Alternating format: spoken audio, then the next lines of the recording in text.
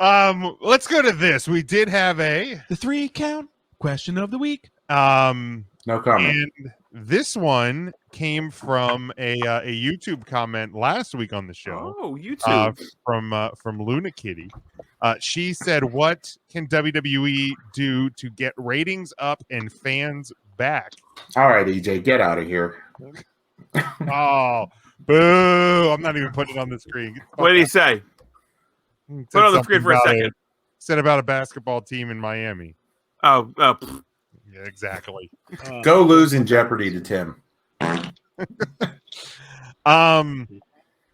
So this certainly got some good reaction and some other reactions on Facebook. But does anybody want to start with thoughts on what WWE can do to get ratings back up and to get fans back, and maybe even just like to make, even to like to expand on the topic, to make like the product more enjoyable to watch on a weekly basis? Because I think if that happens, then the other two things will kind of fall in line a bit. Does anybody want to give some initial thoughts first? I mean, I think we've kind of pounded the table for this for a while, that Raw should be a 2-hour show, especially because I feel like a lot of Raw is filler. There's a lot of backstage segments. There's a lot of recaps.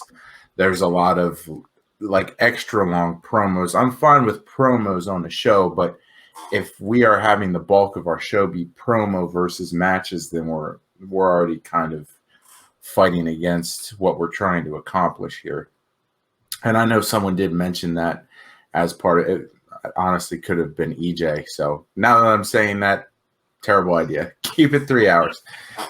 But no, I feel like a lot of us struggle with the 3 hours. I know I do. I mean, it's gotten to the point, especially during football season, it's kind of back and forth, or if there's something else on, I'm not glued to my screen, and I feel like it's because it's so stretched out. I feel like if they condensed it to a 2-hour show, I would be more open to just sitting and watching it from start to finish. But when I started at 8 and I know that it's going to be over at 11:05, then it's like... I mean, that's like a movie every Monday. That's a long movie every Monday.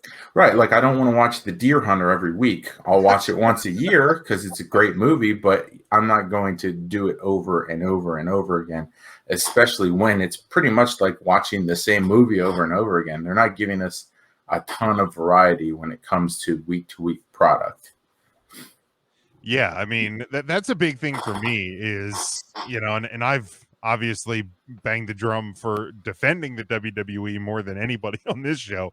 But I mean, for the last year, especially especially in the last, I feel like since WrestleMania, and even since Money in the Bank, when you finally had fans back, there was a couple of weeks where it felt like newer, it felt refreshed.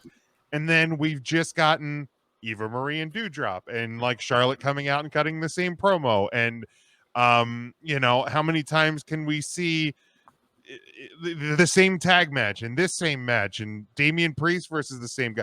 And it's like, why are we only utilizing 12 people on a roster that's very large? Now, like, is part of it that you were waiting to get to the draft? But like, why is that going to make that much of a difference when you have the same people writing the show?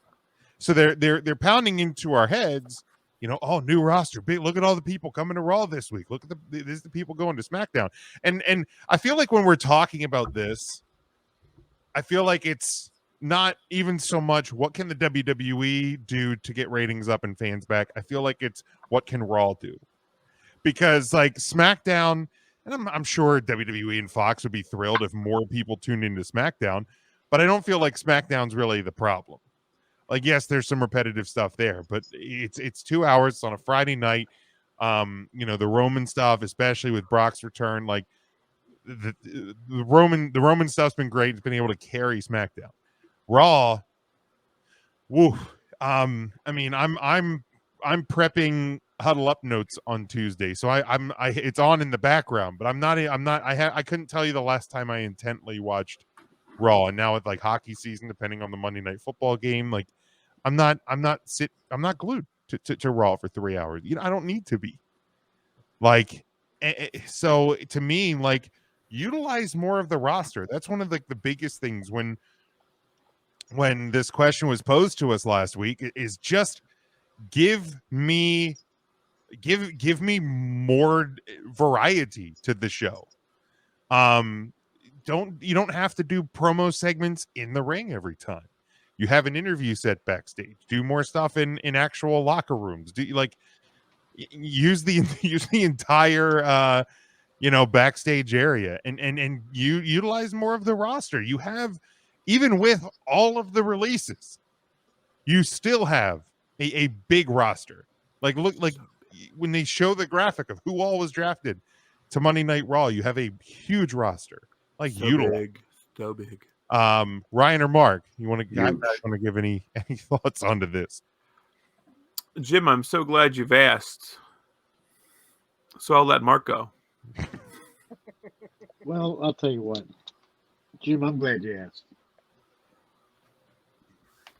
If you go back to the old WCW days of Nitro, and they had the 3 hours, that first hour they usually did the cruiserweight division.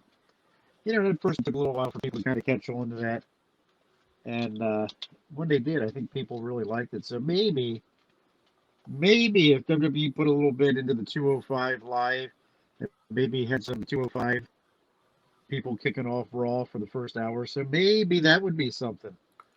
Maybe something fresh and different and new. Maybe. Ryan. Maybe.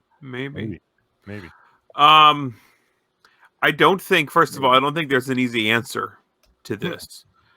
And ultimately, I don't think WWE does anything. No, I don't think they do. Because I think they're content with where they're at right now. Which they'll be fine for. They can tread water. But I feel like AEW will only continue to get bigger and hotter. And I don't think you want to be flat-foot when AEW really starts challenging you and your flagship show, Raw. And they're starting to get closer to SmackDown. I think, I don't know, AEW just, and I get that it's like the new kid on the block. Sure, but WWE needs to find a way to be fresh and creative and different every week. Whether that is scrapping the brand split so you have a giant pool of wrestlers to pull from.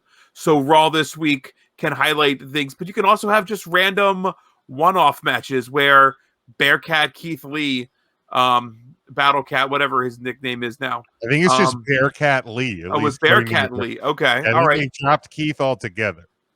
Wrestles in Uso for no reason other than like, here it is. I think you have a shitload of championships that every week you should have a championship match on your program. You have 3 hours one night, 2 hours the next. Some of the most exciting segments of Raw, I always thought, were open challenges. Open challenge. Yeah. You can pull somebody up from NXT. It's an open challenge. Somebody from SmackDown, open challenge. Doesn't matter. Sometimes it is somebody from Raw, and you're like, but next week there's going to be an open challenge, and I want to tune in to see who gets that call up, who gets that rub. Give me something to actually want to give a shit about. You don't change championships on your TV shows anymore. So if I really just want to follow the storyline along, I just have to watch pay-per-views. The shit in between, all fluff. Yeah. And I think that was another thing that made like Big E's cash in. And sure, when he cashed in and they go to commercial and people are like, this is a horrible time for a commercial. I'm like, no, it's not. Because like if people are talking about it, and it feels like you're going to have a title change, I think there's some wrestling fans out there that may not have been tuning in to Monday Night Raw at 10:50 on a Monday night that go, oh shit, Big E's cashing in. Maybe I should tune over for the last 10 minutes. I mean, you also get the idea of why they would say that's a horrible call, though, right? Well, yes, I get the Okay. idea, but if Right, you 'cause- think of it from a business standpoint, Sure. it's Like as a fan that is sitting and watching live, you are excited to see this, and now you have to wait. yeah, I mean it's smart business. It's the same. Here's a puppy. Don't pet it yet. It's the same smart idea. But when you finally get to pet that puppy, it's going to be great. Here's a shoe fly pie. You can't taste it. Fine. It's not wet bottom. Not yet. It is. I'm making wet bottom too. How you like that? How do you How like do you like that? that? How you like Ever did that? you get your wet bottom? Oh yeah, when he shit himself. That's such an aggressive one. It's it like is. How did you ever record Natty?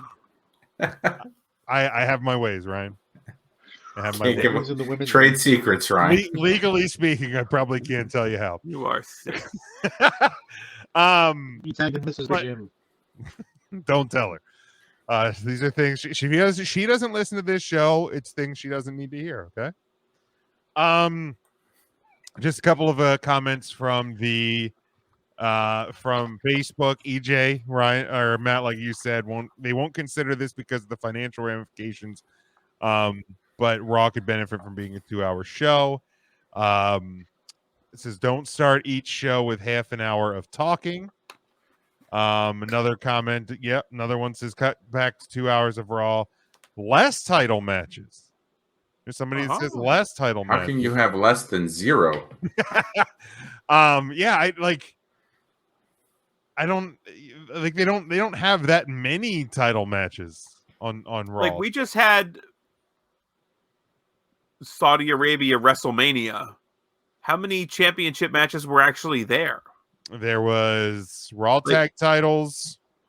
There was WWE Championship, SmackDown Women's, and Universal. So 4. And how many did they have? I mean, they have so many more than that, right? So Yeah. So I mean, Raw, almost the whole SmackDown roster wasn't there. well, the Raw women, because they have SmackDown tomorrow night, so they probably didn't book a lot of SmackDown talent because You if know. you have any plane issues, you still need to put a show on tomorrow night. But the Intercontinental title wasn't defended. The SmackDown tag titles weren't defended. The 24/7 title, which is still technically a title, And wasn't there's defended. kind of the problem too, is like who gives a shit about any of these titles? There are too many. Like I know we like quiz ourselves on who the current title holder is, and it's always a struggle for us to even name all of them. We have to do it collectively. That Yes. didn't used to be the case. No. And I think, Ryan, I think you had a great point. Ending the brand split, or at the least, don't have brand specific titles. Have a world championship, have a women's world championship, have a world tag. At this point, as shitty as it is, get rid of the women's tag because like it just. They don't really how have a division, so right. I mean, like, how many times this summer did we see Tamina and Natty versus, Rhea Ripley and Nikki Cross, or Dana Brooke and Mandy Rose before she went back to NXT? Like, we just saw the same tag match every week, and I'm like I'm fine with women's tag titles if you have a women's tag division, but right now you really don't. So, like. And I know they won't because of the optics of it would not be good, but it's not good either way. But I don't even necessarily like that you have an Intercontinental and a U.S. title. Like, and I know WWE won't ever do a TV title because it's Just use them like it then. right. Like it's too WCW, but like use one of them as a TV title. Or do away with the U.S. title, just have the Intercontinental title and have it defended on TV. Like, but yeah, if you do, but I would be fine with doing away with the brand split. Or like when Roman and the Usos showed up on Raw the other week and you had the New Day versus the Bloodline, it felt like such a huge match on a Monday Night Raw. Like it gave people a reason to tune in. Like the brand split stuff, I feel like it's just never done.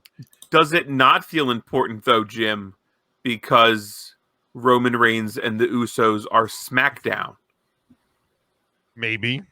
You know Like, what I mean? I yeah. mean, you get that big match, but if they're on Raw every other week, Well, it's and I probably think not a big deal then. if you do away with the brand split, I think, and this is like the hard thing that I think WWE doesn't necessarily balance well, and the reason there is the brand split is because, like, when you buy a ticket, or at least this is how they perceive it, when you buy a ticket to go see WWE, like, you want to see Roman. Like, when you go to see SmackDown, you want to see Roman Reigns. You know, you want to see Becky Lynch. You want to see Sasha Banks. So if you go to Monday Night Raw and there's no brand split, everybody's in play. If you go to Monday Night Raw and you don't see Roman Reigns, like, I think maybe WWE's fear is like that people are going to wait disappointed because they didn't see Roman Reigns right now, or they didn't see Big E, or they didn't see Bianca Belair. Like, back in like the Monday Night Wars days, like, if you went to, or the Attitude Era, if you went to Raw and Austin wasn't on the show, you would have went away unhappy. You know what I mean? So, like, I think maybe that's WWE's reasoning, that, like, we're gonna have the brand split so you know who's going to be on this show. So then maybe the way AEW does it is actually best, that you tape one of the shows. So if you don't see that wrestler live, you will most definitely watch that wrestler perform taped to air on Friday. Possibly, yeah. In some cases, you get to hear CM Punk's music twice. In some cases, yeah, but I think also it comes down to WWE's on two different networks. That's fair. You know, NBC Universal wants a live show on USA. Fox wants a live show on Fox. Whereas with AEW, like, Turner, well, Right. like, Turner knows that people are tuning in either way for AEW. So a couple other ones here. Jason had said, end the brand split, focus on quality over quantity of content. Develop stories and players by using the old jobbers to help enhance talent instead of crushing would-be characters. Finally, develop a model for the weekly programs that doesn't devalue these special / pay-per-view events. Lee says, allow the top talent to appear on both Raw and SmackDown more, which they've been doing a little bit more recently. Try opening up Raw and SmackDown with a match instead of a promo. Look into shaking up creative staff. There's a lot of good answers. We don't have time to go over every answer that was said, because most people gave well thought out responses, as opposed to just shitty, snarky things to say. So I appreciate that. I appreciate, like, the things, the well thought out responses by most people in the comments, because I don't think there's a necessary easy answer, because it's easy to say, just book better shows. But when thing and I mean, honestly, what they have to do is honestly tear it all down and start from scratch would probably be their best option.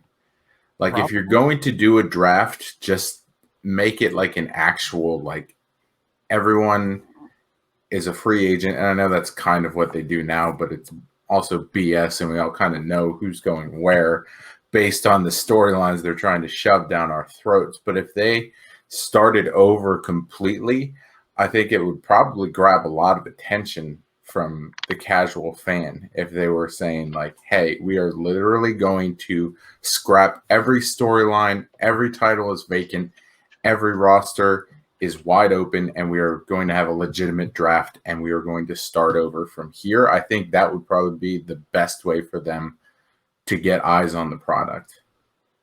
Yeah, I mean, and sadly you'll never see it. You'll never see absolutely not. Your title. I mean, I feel like we've seen that with NXT 2.0. I mean, we've seen a pretty good refresh with that and a brand new look. And every week I feel like I tune into NXT and I'm like, who the fuck is this guy? I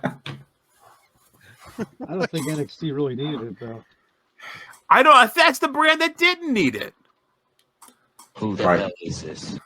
Honestly, they've got fucking. Is this how are two jobbers wrestling? What's going on? Why is Barry Hardy wrestling Barry Horowitz? Honest to God, what is going on?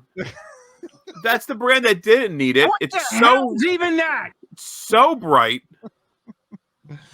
I don't fucking know.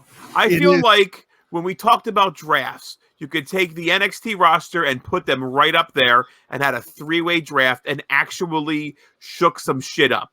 People like Tommaso Ciampa, Johnny Gargano, Adam Cole at the time. These are like big names that could have gone to the main roster where the NXT 2.0 is right now. And I get whatever they're thinking about fucking development. It feels development. These guys feel much less than the main roster. So if we were to have a draft or to ever include them in things like a draft or Survivor Series ever again, there is no chance in hell they would be competitive. No offense to the Braun Breakers of the world. Well, but Braun Breaker is not Adam Cole. Bebe. Can we also do away with Survivor Series being like the Raw versus SmackDown thing? Because it doesn't mean anything. Like we've already seen that today. Like with the first, because that's the next pay-per-view 4 weeks from Sunday is Survivor Series. And they're already popping up like Raw versus SmackDown. And it's like, why? What advantage does either show get by bettering the other one at Survivor Series? Like it doesn't give a Raw superstar number 30 in the Royal Rumble if they win or anything. It's just it was Vince McMahon competition for Vince McMahon, but now he actually has competition. Does he?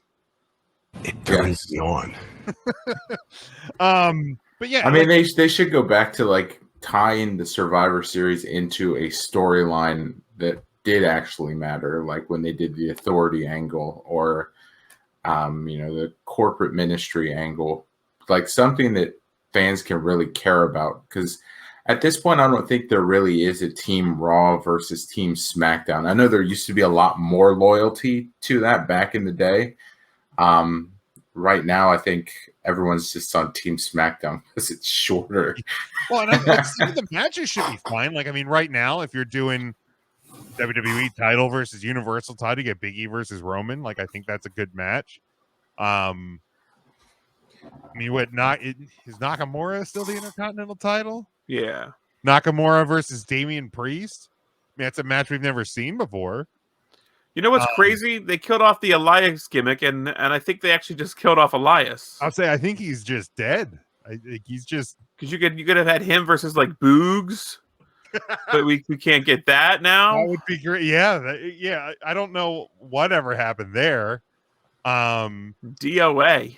Like right now, it'd be RK Bro versus are the Usos the SmackDown Tag Champions? Yes, we'll call it. Yes, I think they are. I think the Bloodline still has all the titles there. That sounds right. So right now it'd be RK Bro versus the Usos. Becky versus Charlotte for the 47th time would be the women's match. That'd be a fresh match. Yeah, we've never seen that before. These all sound bad. I don't know how you fix Survivor Series because I don't think people necessarily are going to care like when it's Tatanka and here's the debuting Rock and like the Stalker against like Rick Martel. Like, you know what? I don't think you can just throw teams together, but maybe that's what people want to see is like some randomness in like here's Eric. That was one of like the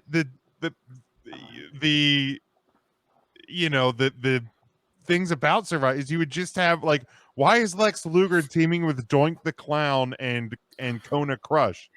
Like it doesn't make any sense, but sure, let's see who can be, if anybody's going to be the sole survivor in this match, or who's going to be the team that wins. If that's what they're going to do it for brand supremacy, and then put heels and faces together, see if they can commingle for the brand of Raw.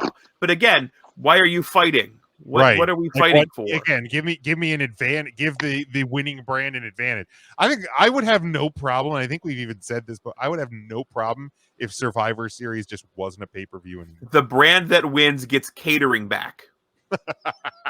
Like, just do a different pay-per-view. I mean, Survivor Series is still considered one of the big four, correct? Sadly, Technically, yes. It is a distant fourth. Oh yeah, sure. Money in the Bank's bigger than Survivor Series in my mind. Anyway, I mean, there's a lot of pay-per-views I prefer over Survivor Series, but I think it's also the problem is that like we don't have factions anymore either. Like they used to be able to at least get away with that at Survivor Series because we could see them put those things together, and now we just don't. I mean, what's the last big faction we've had? Even now, like what is it? The family, the bloodline, the Hurt Business. The Hurt Business has what, 3 people? Well, 4 if you count him. They downsized is what happened. Hit Row is a bit of a faction. Hit Rows on now on. I feel like they try to like introduce factions, and then after like 2 months, they're like, screw this. I mean, they held on to Raw Underground longer than that, but yeah. I mean, they can't hold on to things if they want to. I think that's part of it too. Is they try something, and like at first it's like, oh, this is dumb, and then like, nope, nobody warmed up to Raw Underground, Jim. Don't fucking sell it that way. But I'm not even necessarily. But like, it's everything. Everything is reactionary.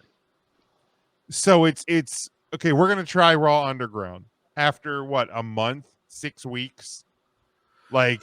Boy, that felt like a long time. I mean, it could have been longer. I don't remember. It also might have only been maybe 2 months. But it also just like there was no reason for it, and then it like just silently went away. You know, like so. I don't know.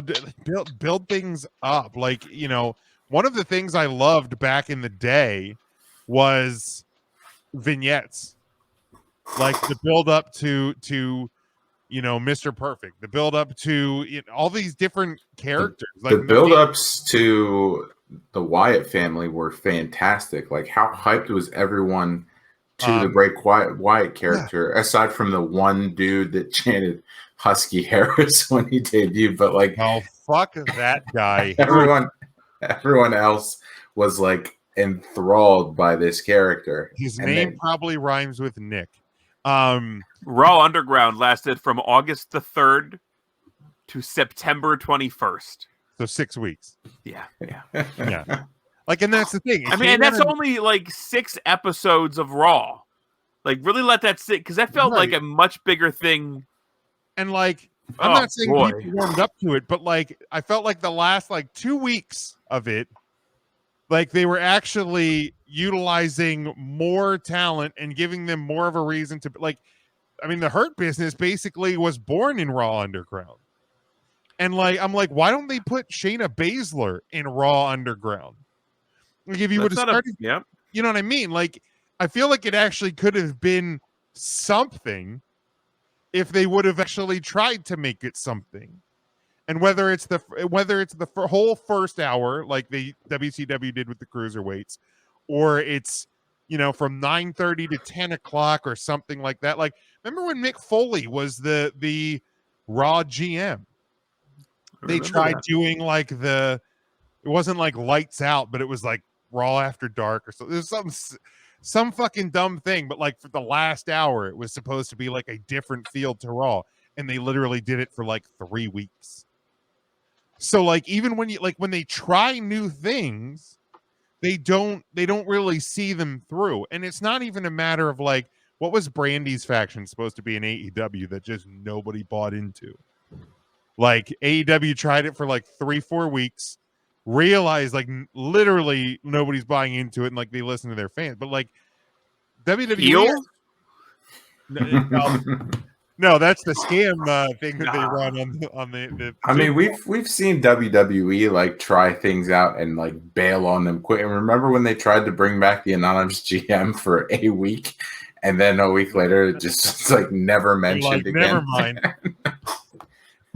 Michael Cole that's didn't. part of the problem too, is you try to revisit something that was a terrible idea that they did for far too long. And kudos to them for like trying things.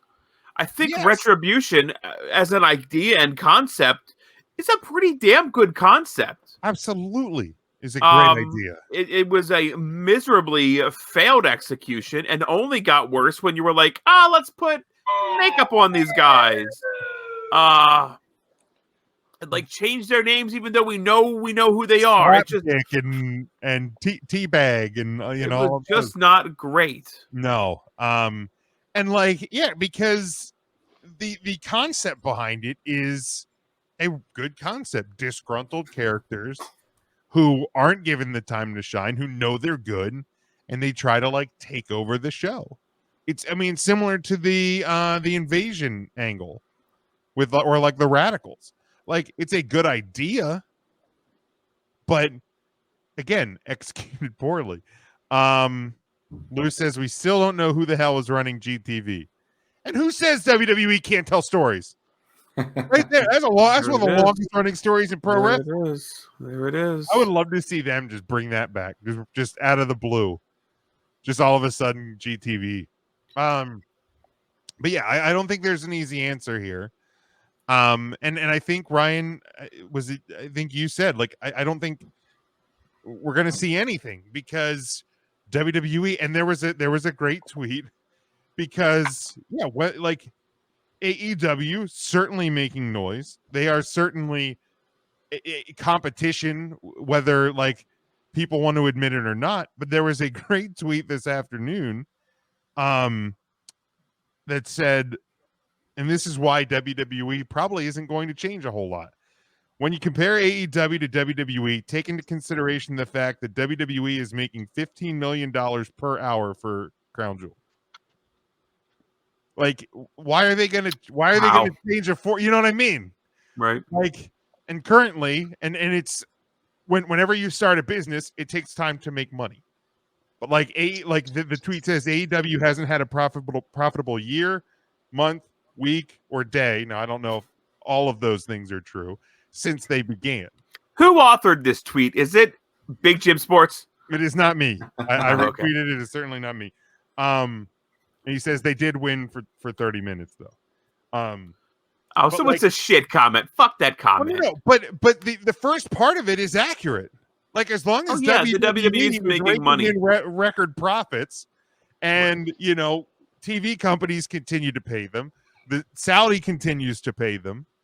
Like, here's the deal. I don't know. I really don't know what the WWE can do. All of us, I think, put Bryan Danielson on our Wrestler of the Week option, or maybe considered him for wrestling Minoru Suzuki, which you'd never see in the WWE. And we would have never put Daniel Bryan for just wrestling a match on WWE.